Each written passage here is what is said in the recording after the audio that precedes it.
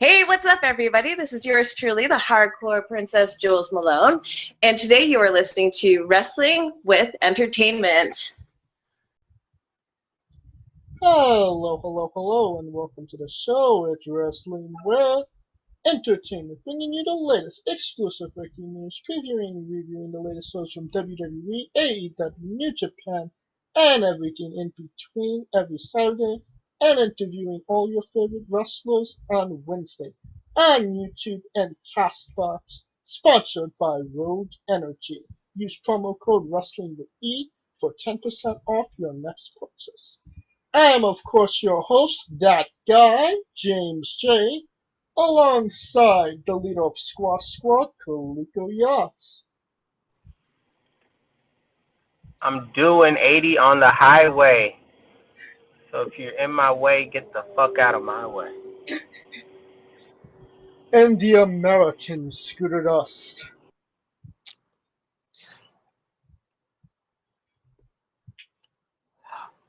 Where is everybody? Wherever we are, there we are. And it was a good week for us. Last week on this, last Wednesday, we interviewed Jules Malone.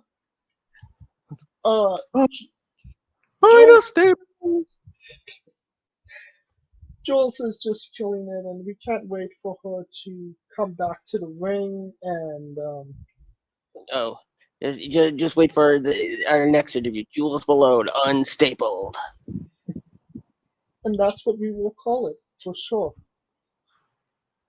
Next week on our interviews, we are interviewing Max Zaleski, the owner, promoter of Without a Cause Wrestling, or WAC, as some people call it. And not our first non-wrestler that is in the business that we've talked to promoters before, but not that being their full job. Yeah. And this was a really interesting interview for sure, to kind of get 100% perspective of the business side of the business, so to speak. Of course. And the biggest collection of dad jokes I've ever seen. If you want to hear Max Zaleski sing Drake, that is the interview. And the week after that, Trophy Boy Tyler Klein. This is us. This is us at our best. Well, not Scooter, because he wasn't there for that one. But me and Kaliko, if you enjoy how we interview people, this is definitely, it keeps up with that for sure. As opposed to how we interview animals and plants. You know what? Yeah, we actually talk to people, and they talk back. Yay! What? I talk to my plants. Well, we are trying to get The Rock on from Backyard Pro. The bastard won't message me back. He's a diva. You'll get caught in a hard place. So true. Okay. Has to get a lot off his boulder. Brush that dirt off the boulder. Now that we're done putting ourselves over for the moment, it is not a great day for wrestling as we lost ECW legend New Jack this week. Scooter, you have some words? New Jack, aka Jerome Young, ECW original, and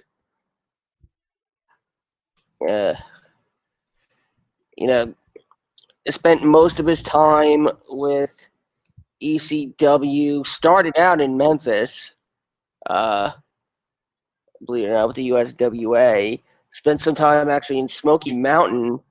There was a point where he could have ended up in the WWE, at one point.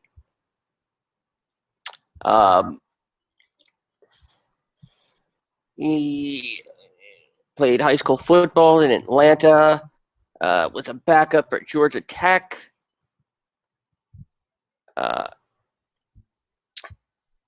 But, of course, his most famous work is with Mustafa Saeed as the Gangstas in Extreme Championship Wrestling.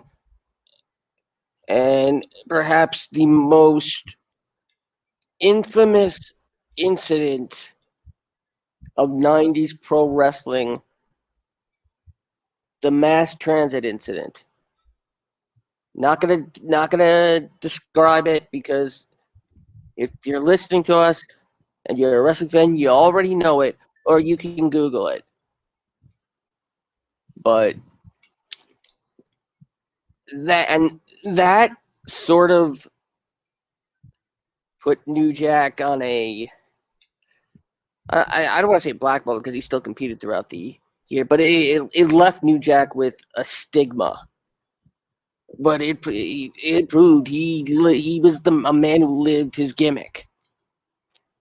Of course, then after Mustafa and Perry Saturn left ECW, New Jack teamed with John Cronus to form the Gangstanators as well. New Jack was basically with ECW until the end. Wrestled for Rob Black's infamous XPW out in SoCal. As well, wrestled for TNA in 2003, 2004, made an appearance in 2010 at TNA's ECW reunion show Hardcore Justice, along with Mustafa, attacking Team 3D and Joel Gertner. New Jack was the last time New Jack was supposedly supposed to compete in a ring. He was set to face former UFC star Phil Baroni in an unsanctioned match for Pro Wrestling Syndicate in Sayreville, New Jersey. That apparently did not happen.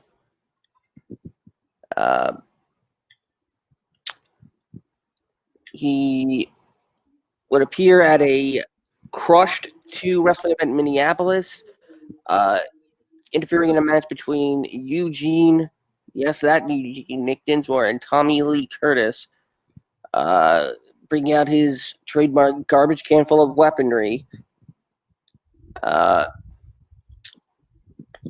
Then his last official match took place in, actually, he was wrestling apparently right up until his death, his passing. He was only 55. He was, unfortunately, yes, he was still young. And I believe the last match, at least the last match I see, is New Jack against C.W. Anderson and Shane Douglas. And also a match against Masada in VIP wrestling. He did some other stuff as well. He was in the wrestling documentary Beyond the Mat. He's been in the ECW video game Anarchy Rules and Backyard Wrestling 2. There goes the neighborhood. He has his own episode of Dark Side of the Ring. New Jack, surprisingly, is referenced to the 1996 Weezer song El Scorcho.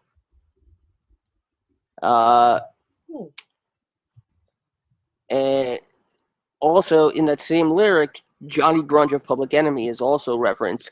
The line, watching Grunge leg drop New Jack through a press table. Got some ECW fans in music. Yeah. And while New Jack was a vocal critic of Paul Heyman, Who hasn't? Paul Heyman still expressed an incredible sentiment on talking smack, which is something the WWE very rarely does. I mean, when are you going to tell Paul Heyman he can't talk?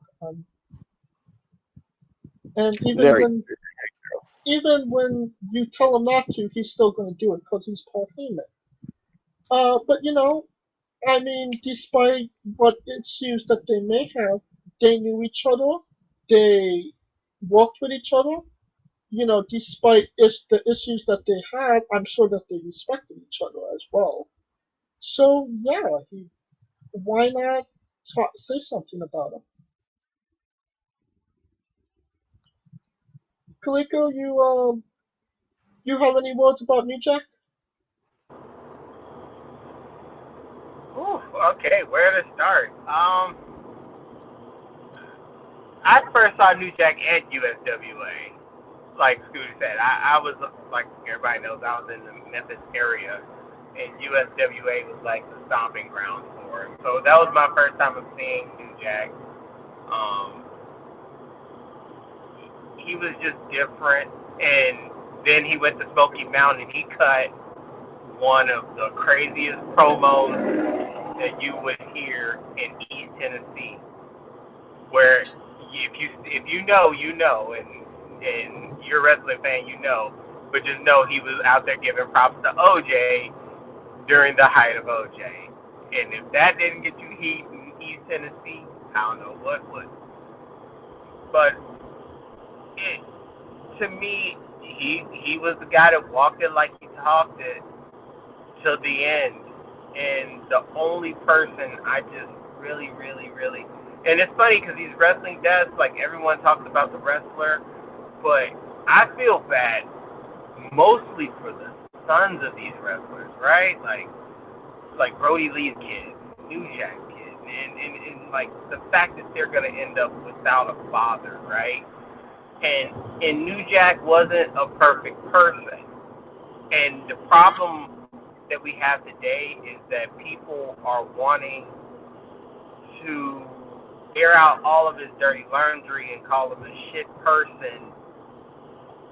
And to me, I'm like, dude, he may have been a shit person to you, but that's still somebody's boss, somebody's dad, right? Like, to me, that's the only thing I really hate about these deaths. Yeah, you can have like issues, and yeah, some people worship people, but you don't let that define the person that they let that be a definition, right? Like, the one thing I always say, life is not a dictionary, it's a thesaurus. You're not defined by one thing. It's just a multitude of things that are synonymous or anonymous with you. And I hate when our culture just can't let shit go and just go, damn, rest in peace. Like, that's the shit that kind of gets me. And I mean, everybody's acting like they're holier than thou. We all had some shit that we done that we regretted, that we were shit to other people, but just let the positive shit that he did be more impactful than the negative shit. I mean, everybody has their moment of weakness, right? Like, so that's all I got to say, man. Just let for his kids' sake, let those, who remember him dearly get the positive stuff out there about him. And that's what matters. I'm pretty sure he may have been shitty to people in the business and da-da-da-da, but at the end of the day, was he a good father? Was he a good husband? You know what I mean? Yeah. That's what really matters at the end. And that's all I gotta say about it. And of course, thoughts and prayers go out to the family of New Jack. Um, Now into the news portion of the show. A lot of news happened this week, but one of the main things this week was AEW moving to TBS, the land where the wrestling, well, any show goes to die essentially. Yes, they also announced a second 1 hour show though. On Fridays after SmackDown. Yes, Rampage, which that will air on TNT. Oh, that will air on TNT? That one will air on TNT because I don't believe it'll be live. Interesting. I mean, with everything coming back, I mean, is this really surprising, considering that the thing that makes me wonder is are they going to end up airing Braves games on TNT instead? No, they're actually moving that spot for hockey. You know, kind of like how everyone was kind of saying that when NXT got moved to Tuesdays for hockey. Funny how that works. Irony at its finest. Irony at its finest. God, what is Atlanta's hockey team again? Oh, it was the Thrashers, but then that shit got canked because ain't that many black people. Atlanta's black city, and we is not trying to do no hockey. Hell, they barely do the Hawks. Yeah. I think we're more Moss people, right, Twitter? Yeah. I mean, they couldn't think of another bird. Well, Braves were originally in Milwaukee. The Hawks were from St. Louis. Yeah. The Falcons. In Georgia, and the Falcons. Falcons there. But really, it's all dogs. Georgia dogs, Georgia Yellow Jackets. Yeah. That's pretty much it. The B's and the dogs. B's and the D's.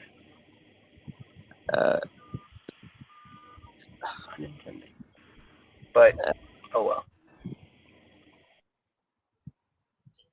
And this is essentially a death sentence for AEW.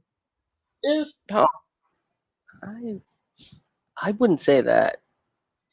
I mean, TBS is not TNT.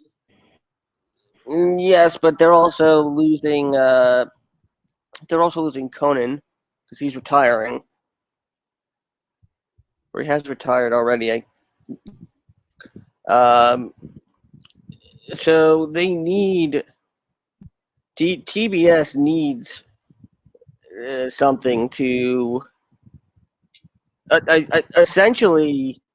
But they're not still in. Well, I don't see. There's two things about that. First, I mean, the fact you mentioned Conan.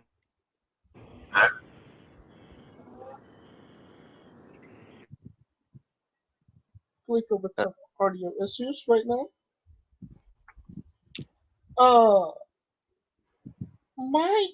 There's kind of two things about it. Is the people that watched it on TNT going to transition to TBS? And Kaliko, are you there? I am here. You had a thought? The fact that you mentioned Conan, I always said this about TBS. The only show that I remember that actually was a mainstay in a primetime slot was House of Pain when Tyler Perry was optimistic that it'll be the biggest show on TBS. But the problem to me is that it's gonna be it'll be the only show on TBS, but it's still gonna go against hockey and all these other sports that are coming back. So this is where I feel like it's that sense of wrestling being mainstream but not being popular, right?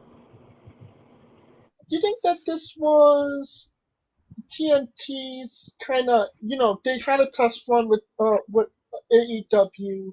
They did decent ratings, but it's kind of time to pull the plug and get something that they know will get them more ratings on Wednesdays in that time slot. Well, the only thing that really gets double-digit ratings now is live sports. And it's mainly because of the unpredictability. But if TNT is going to get these games, they're going to have to get good games. Because keep in mind, ESPN bought some hockey rights. USA all of a sudden bought hockey rights.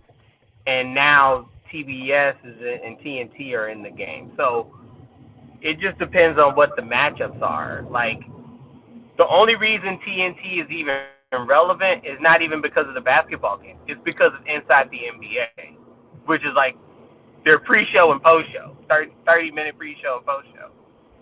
So it's more of a connect. And the fact that they had Dynamite follow inside the NBA and that precipitous drop-off is a big problem for me if I'm TNT. Because TNT, I mean, they're following the best show you got.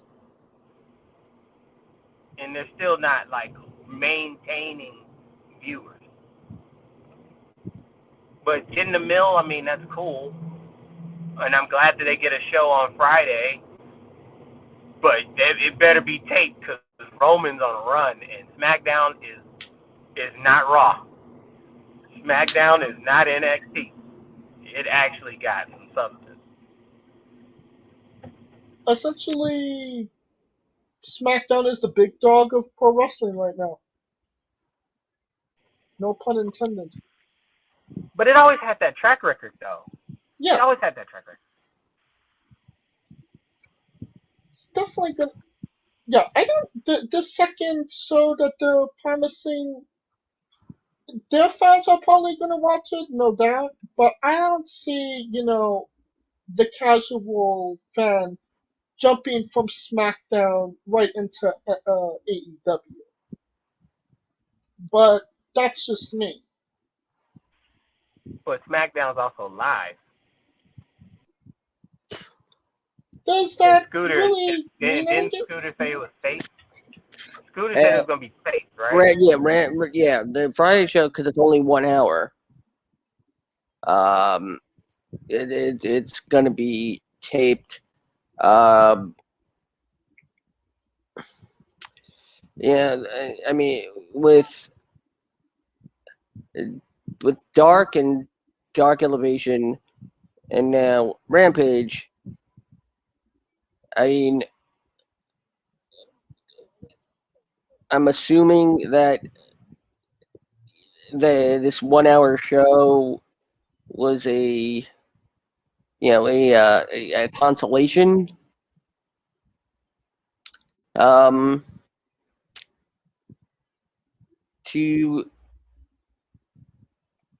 them. I wouldn't have put it on Friday after SmackDown, though. That's the thing. Is I would have put it on after Raw, because in most cable channel guides, TNT comes right after USA usually. Like for me, USA is channel 550, TNT is channel 551. On mine, USA is 760 and TNT is 752. See that's it's still close. Fox channel 5 or 505 if you're watching in HD, to 551. I mean, if it was in close proximity to the same channel, it'll probably be more successful. Maybe we'll get a Rampage championship. I don't know at this point. I mean, honestly, I think there's bigger things in the news. True. My But question SmackDown is also on a show where it's on a channel where everyone has. Yeah. Everyone has Fox. So that's the bigger problem. Who ain't got Fox? Because it's a local channel. My question is, when are we going to be talking about when AEW moves to the Pop channel? Well, I don't think it'll go that far. only because Viacom and CBS owns the Pop channel. I mean, Paramount. yeah, we'll talk about it another time. On the New Japan news, Oh yes. Will Ospreay has had to forfeit the IWGP World Championship due to a neck injury. He was supposed to wrestle Okada at Wrestle Grand Slam maybe like a week or two ago. Okada supposedly, if you believe rumor and innuendo, got coronavirus. They had to cancel the event. And now a couple weeks later, Will Ospreay is out of the match as well. What does this mean for Will Ospreay, and what bad luck for for New Japan, right, Scooter? Right.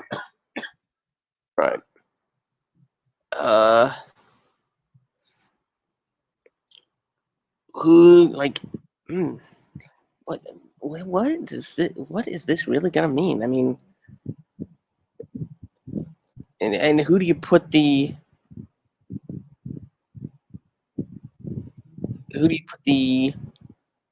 belt on to begin with? I mean, this is just, it's very odd. I mean, that's all I can really say. What say you, Kaliko? It's first off, Will Ospreay, hopefully he gets his health to 100%. Because to me, his health supersedes pretty much anything other than this. It leaves an opening where if he's able to come back, he can go right into the picture as the person who never lost the belt. But to me, in the aggregate, there's only 3 people who are going to be capable of getting this belt: Ibushi, Okada, and Naito. And if I had money, and I told y'all this was going to be Okada getting the belt back, because in about 3 months or maybe 2 months, we have this thing called the Olympics, and they're trying to strut out their best. And their best is Okada as far as a marketability standpoint on a global scale. Not saying that Naito is not that, but Naito feels more, how can I put it? Naito is like Daniel Bryan-ish, where it's like cult. It's a cult. You either love him, and people love him to death.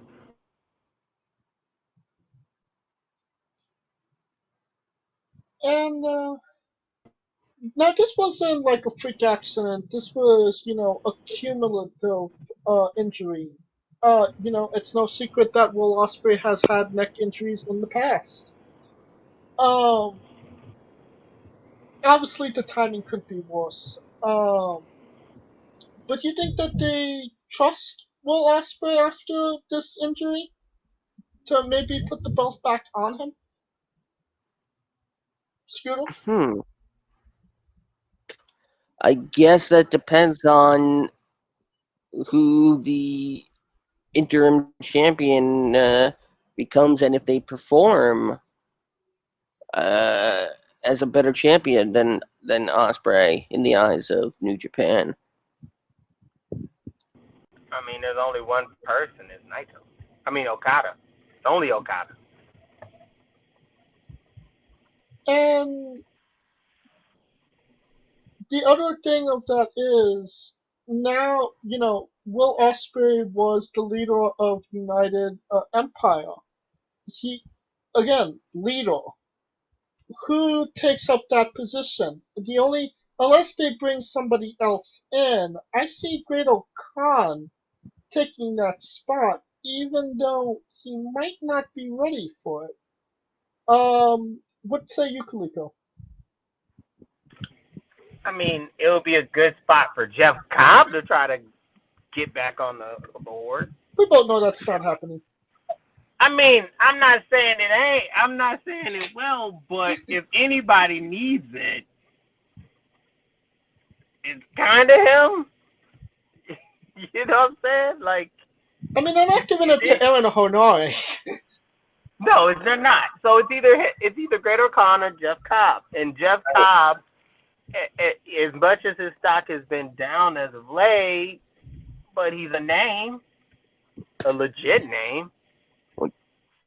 Look, what about Sonata or Evil?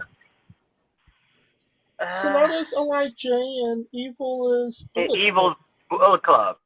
Oh, you're talking about you're not talking about the title. You're talking about who from the Empire. Okay. Well, I mean, they could get Darth Vader.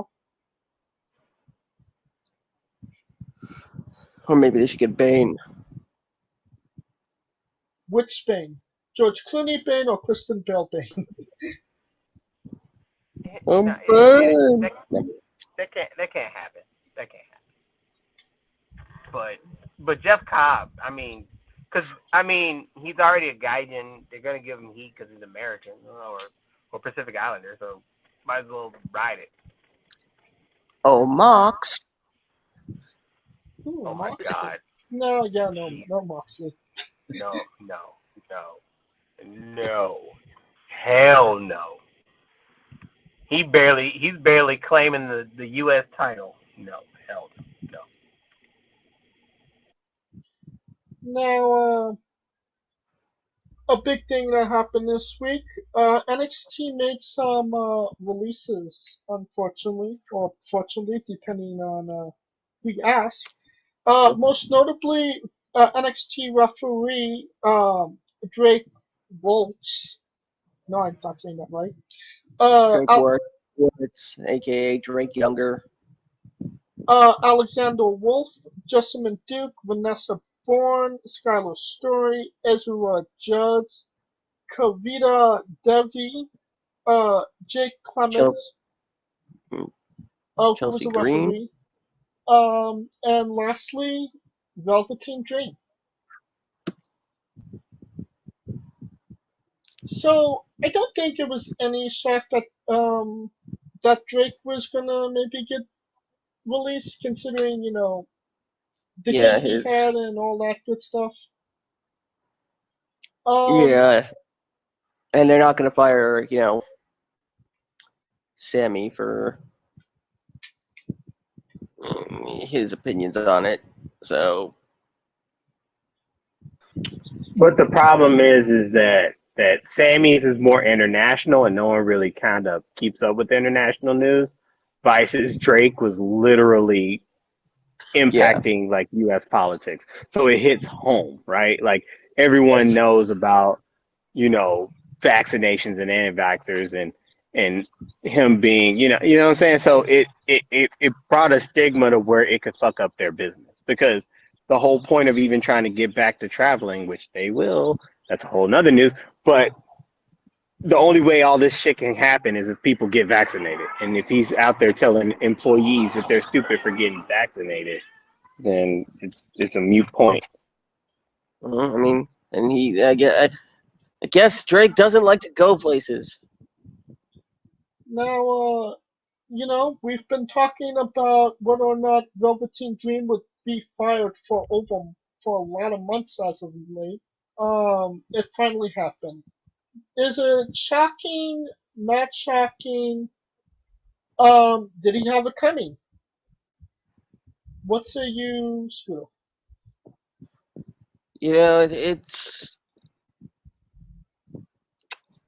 it's interesting because they've had Dream Dream on TV for a little bit in between all this stuff, and then again he's gone. I'm I honestly I'm thinking it's a matter of dead weight instead of personal actions that got Dream released. Um, it was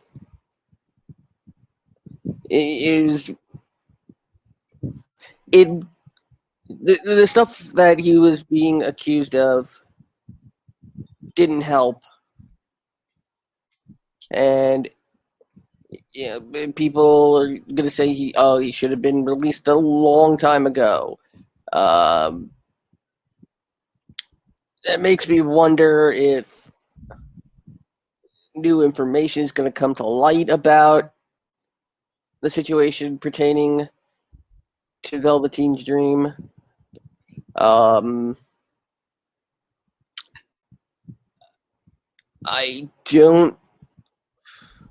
don't know if any other company would take a chance on him. You don't think he's Impact bound? I don't think so. In fact, I wouldn't be surprised if Dream, aka Patrick Clark, retires from the ring altogether. I wouldn't be surprised if this whole thing has jaded him from, wanting to get back in the ring. And Darren Young comes to mind about someone in a similar lifestyle, not a similar action, but I mean Darren Young, who's still wrestling, and who unfortunately I'm a little bit biased because I know Darren, or Fred as most of us call him. Fred Yehai. Fred. It depends. I've heard he's been Fred Yehai or Yehai, Yehi. I was going by what New Japan calls him. But there's still that stigma associated, unfortunately, in terms of,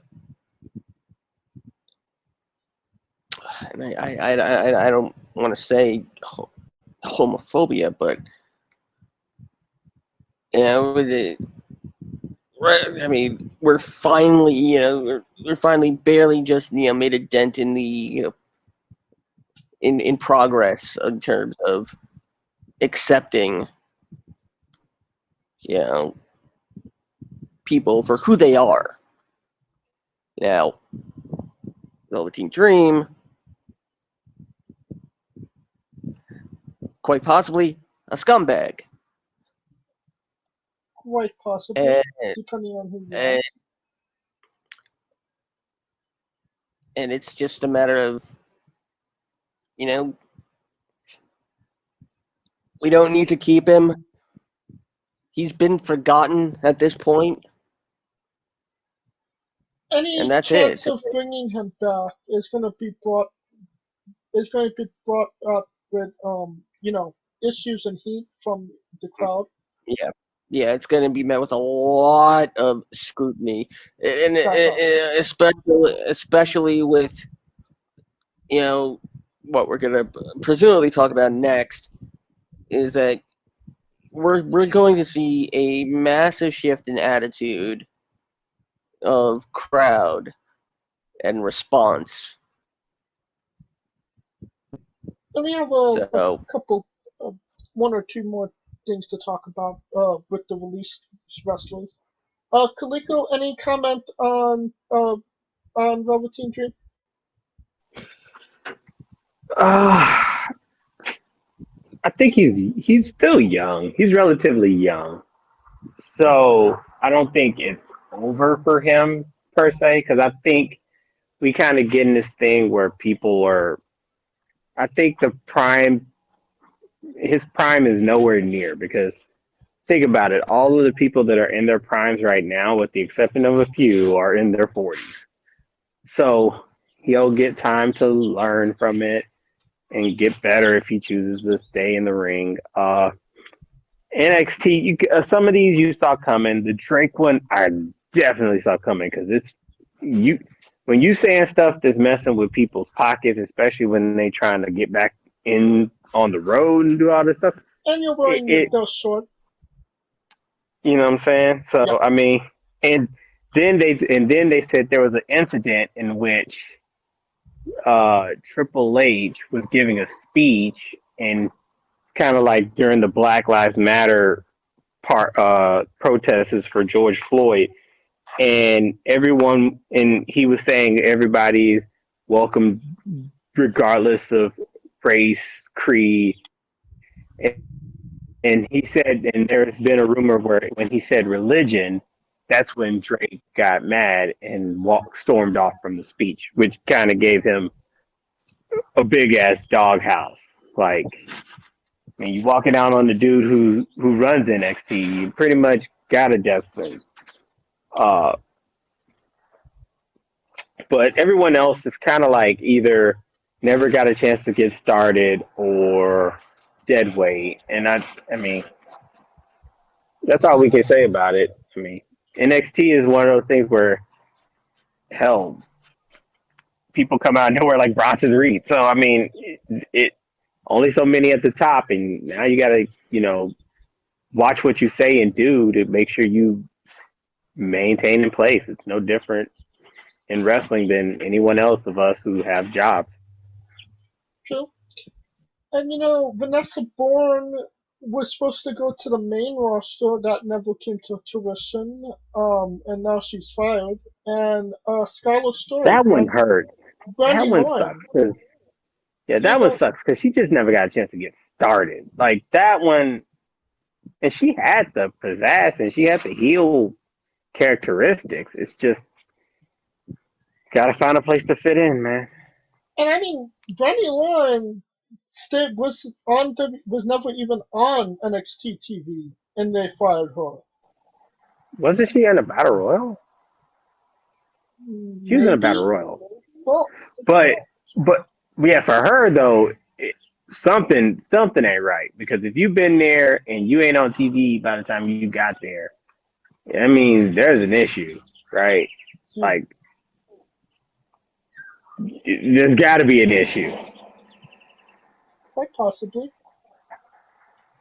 Now, transitioning to the WWE news, The Miz got injured, and his first major injury since being a part of WWE. Is this a really big blow to WWE to take out one of their biggest sponsors and endorsement men? Scooter? Well, I mean, he'll still be doing, all the reality stuff. I mean, the third season of Miz and Mrs. is wrapped. Not sure how far they were into a fourth season. I mean, he did take time off to recover from the vasectomy, and it's very funny because if you watch that episode, he says, this is technically my first injury. So And I'm mistaken. It's his second injury. no, this is his first legit in-ring injury. Yes. I mean, how the Miz has gone so long without being injured, that's like, I don't know if that's luck or if someone's looking out for him. But maybe he's just that safe in the ring. Yeah,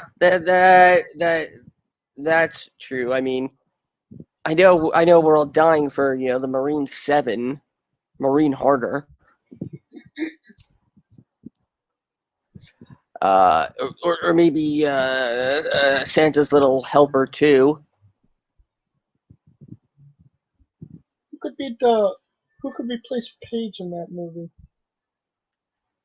Still have Paige in the movie. Eva Marie.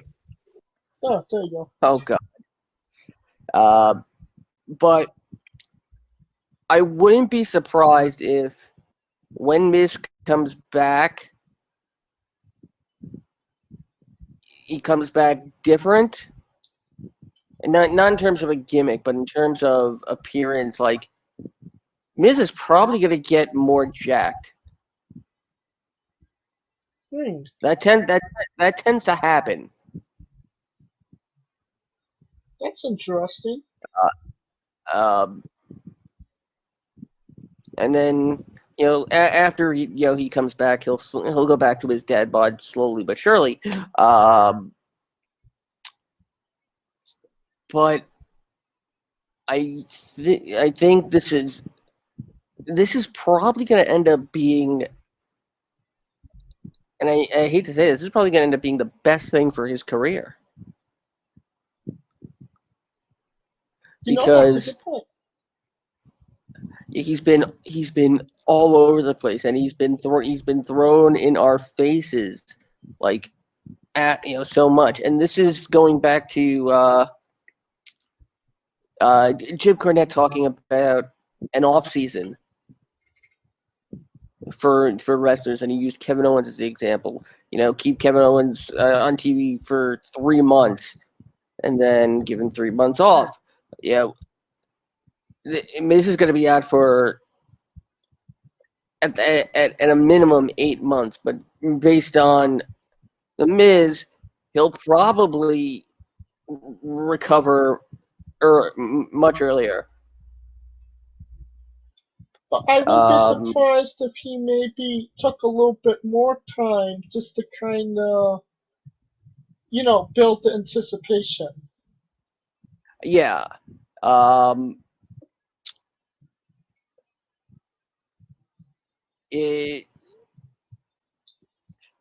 When he goes back, I think it's going to be a Miz we want to see, and a Miz that the crowd will go nuts for. Because honestly, this is probably the perfect time to get some time off. You might not be wrong about that. Now, Kaliko, anything you want to add? Well, it won't mess with his wrestling style anytime soon, so that's a good thing. I mean, when he comes back, it's not like he has to alter anything. I mean, that's the biggest saving grace, because usually when most wrestlers have an injury like that, their style tends to change a little bit. And The Miz, he won't have to really worry about that because his style was more ground based anyway. So that's a good thing. And maybe it is, yeah. Maybe time off for him might help because, I mean, granted, he needs it. He earned it. I mean, that dude, say what you will about him, but he's a hustler, bro. Oh, without a doubt. He is probably the hardest working dude in WWE. The most out there guy in terms of TV shows, movies, appearances, whatever. Like, he is the most down for whatever. So he needs this rest. Let him get better. Let him get some perspective. He comes back and watch people will cheer for him, and then he'll say something and get him pissed off again. So it always happens like that. Oh, so true. And this wasn't like a freak accident in a match. This was probably accumulative over the years, right?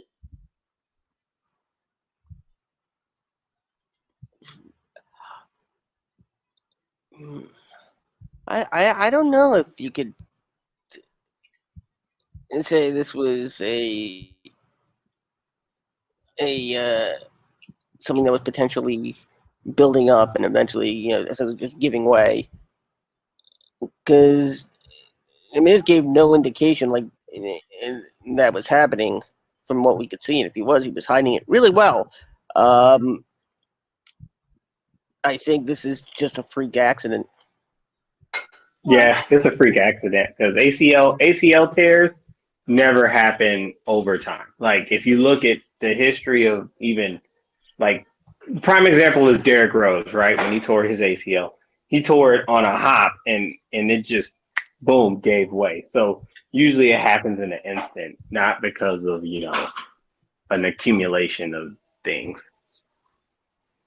Because it's a muscle tear, not like a bone break or anything. Yeah. And lastly, the big thing of the week, WWE Live Tour starting July 16th. They're starting off in Texas. What does this mean, Scooter? It means crowds. It means fans coming back. It means more money.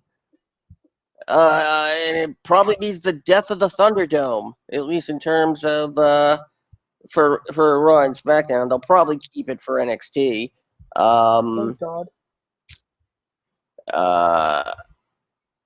Because after that they won't need the Thunderdome, or they'll start charging for the Thunderdome.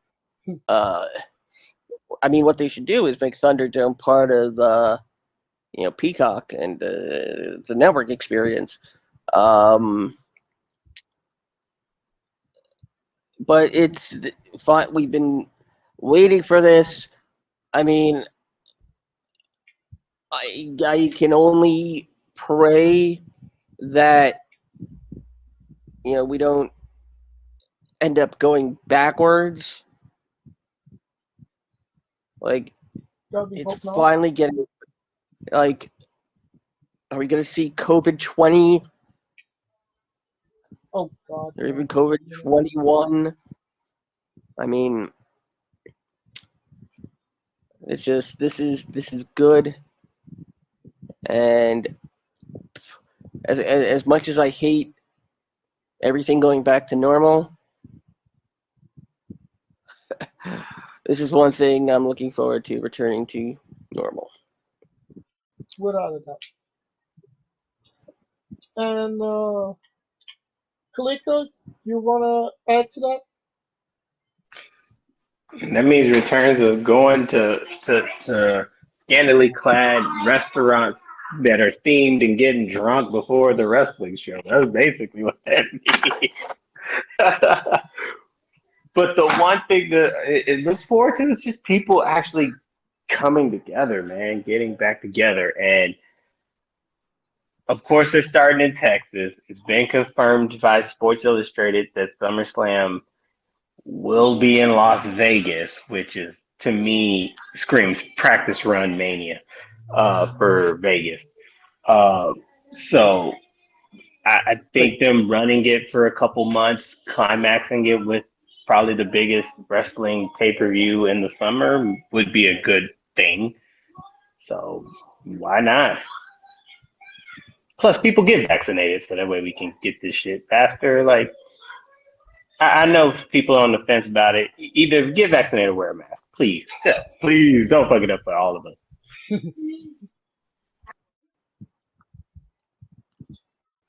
All right. That will conclude the news. And now a quick word from our sponsor. Rogue Energy, the only gaming drink company in the world with 4 unique product lines to suit your task at hand, whether it be juices, shakes, smoothies, and everything else in between. Their low-calorie, no-sugar energy formula is the perfect alternative to sugar-filled canned energy drinks and sodas. Their extreme formula provides the most energy, focus, and sports performance possible. Their hydration line offers focus, ingredients without the added caffeine. Drink it anytime you're thirsty. And their shake formula is so delicious. Who doesn't love a cookies and cream, 0-calorie energy milkshake? First and foremost, they've designed every Rogue product line with performance and effectiveness in mind. It is critical that you look at the nutrition panels of drinks when comparing options. There are countless off-brands out there that are presenting low-quality, poorly dosed formulas that amount to expensive caffeine water. Every formula they produce is designed with optimal levels of high-quality ingredients. Additionally, you won't find a powdered gaming drink brand that dissolves better. No need to have chalky textures in your drink.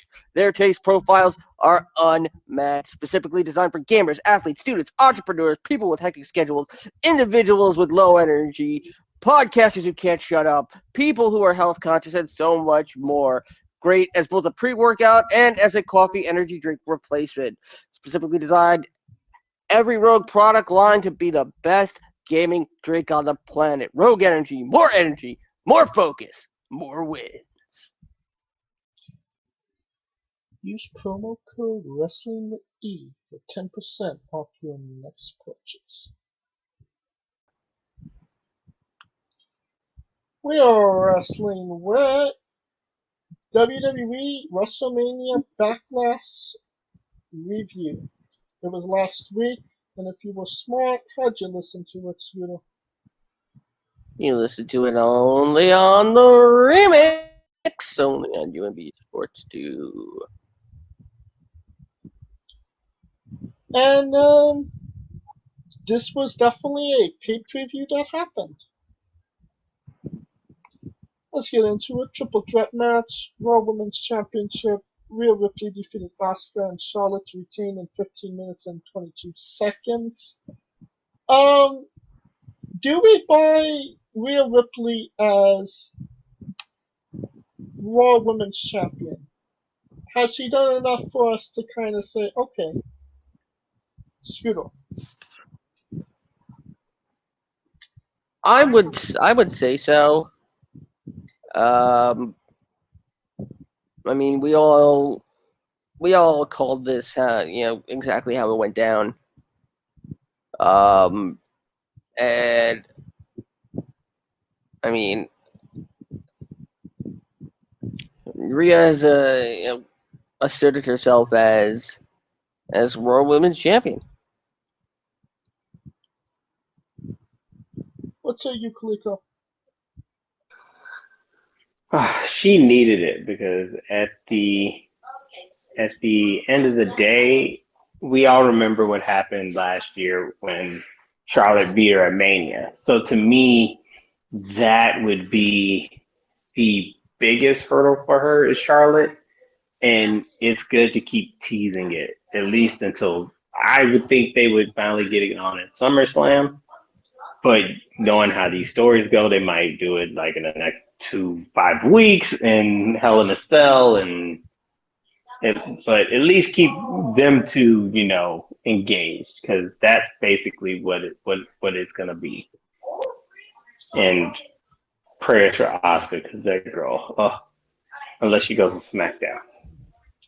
But hell, we haven't even talked about a draft, but that's a whole other thing.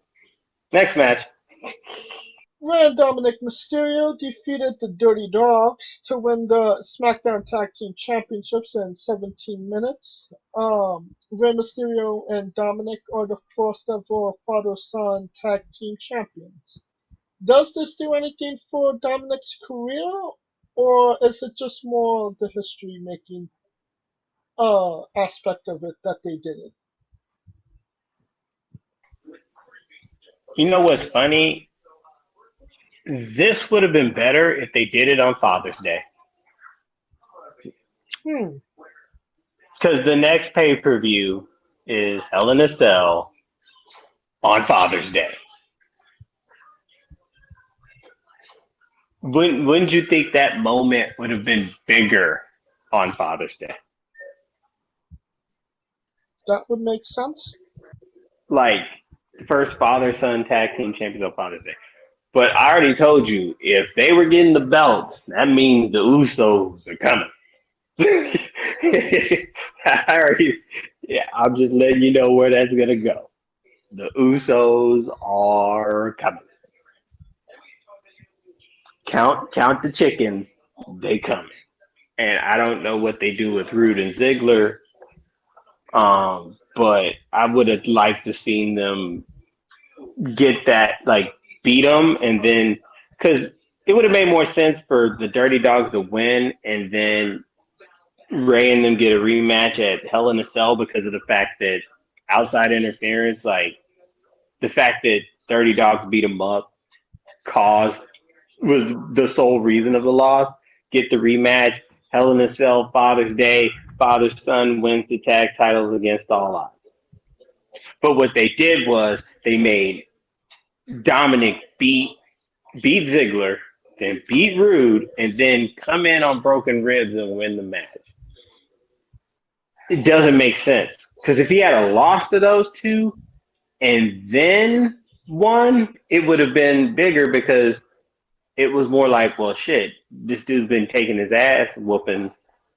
Ain't no way in hell. Oh, shit, he comes out and gets lucky one night. But the way that they put the wins and losses together, it didn't seem that surprising, right? Sure. Anything you want to add to that, Scooter? Nope, that actually sums it up perfectly.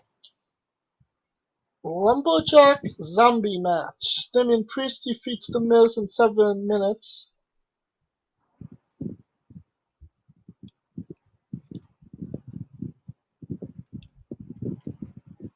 Yeah. SmackDown Women's Championship match. Bianca Belair defeated Bayley to retain the title in 16 minutes. It seems like they're giving Bianca, the trial by fire. Sasha Banks, then Bayley, the two of the four horsewomen. But Bailey will be back. Oh, yeah. She'll be back. Scooter, anything you want to add? I mean, aside from what looked to be somewhat of a botched ending, I think it was on purpose. Because Bailey could make the claim. Bailey could make the claim because the way that Bianca won with the hair, Bailey's going to make the claim that she cheated and try to finagle into a rematch. So, I mean, yeah, that's basically what they're going to do. Because, I mean, after Bailey, who's gonna challenge Bianca? Is the bigger question. We will see. Triple threat match. WWE Champion Bobby Lashley defeated Drew McIntyre and Braun Strowman to retain in 14 minutes 11 seconds. They are actually really going with Bobby Lashley, and I think that's kind of what they had to do at this point, right, guys? I mean, yeah. Drew had 18 million title shots, so no. Braun,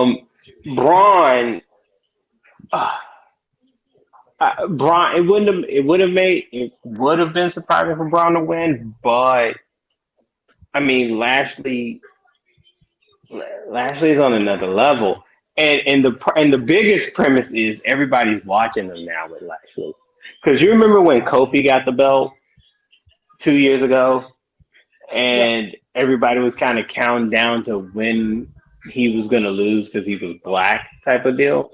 I mean, that's how black wrestling fans saw it. So they're looking at him. They're looking at him, and unlike Kofi, Lashley's very, very credible. Like physique, his background. I mean, he's essentially Brock Lesnar but black. Brock Lesnar. If you really want to look at the accolades. So now it's just a matter of how big is he gonna go. I'm assuming that him losing to Kofi, which had to been a bitch for Drew, because Drew gets all these chances, can't beat him. Kofi catches him one night and got him. But that just tries to show the randomness of the WWE. But I mean, I expect Lashley to retain, and the biggest question is who are going to be the next faced opponents. That's what I always ask about that, because Lashley's being pushed as a heel. So Braun is not really a face heel. Drew is true face. Who else is true face that's going to have credibility? So that's why Kofi got the win. True. On Raw, that is. And lastly, Roman Reigns defeated Cesaro to retain the Universal Championship. In 27 minutes and 31 seconds. Is Cesaro a credible, challenger for a major championship, Scooter? After this, yes.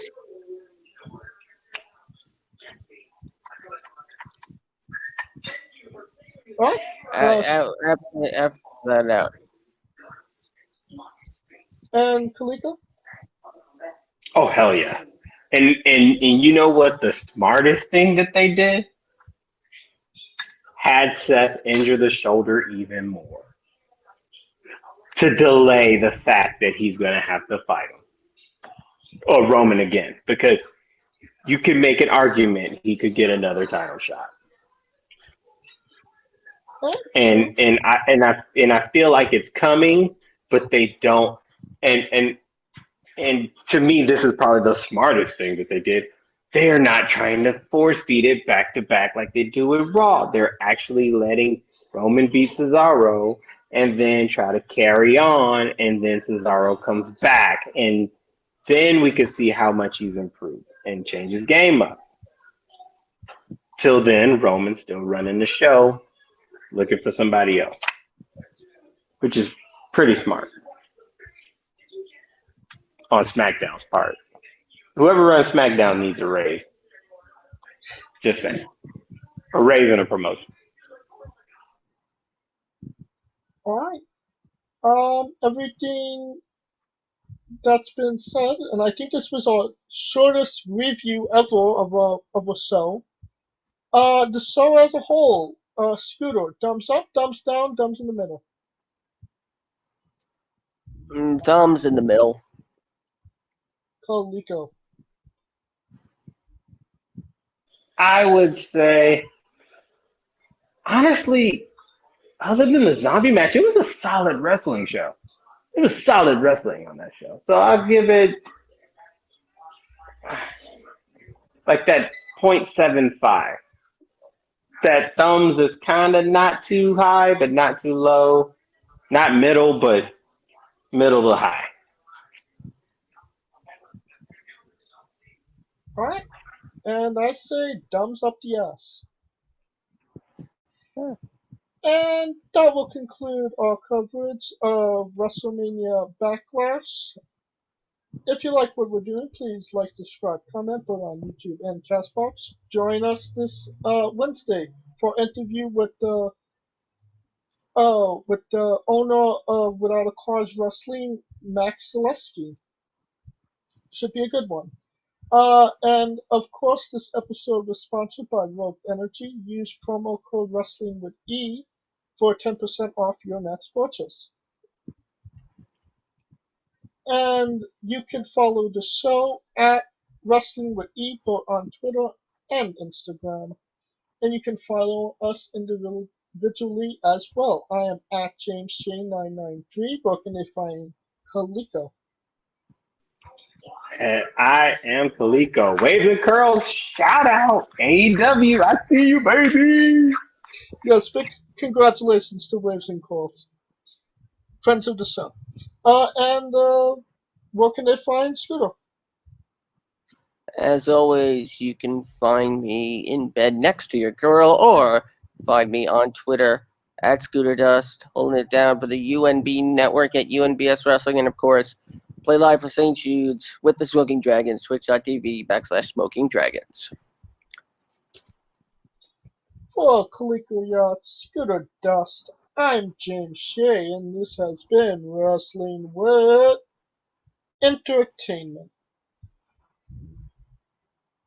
Hey folks, this is the Colossal Mike Law, and you are listening to Wrestling with Entertainment. Enjoy the show, support these guys. We appreciate it very much. We'll see you at ringside.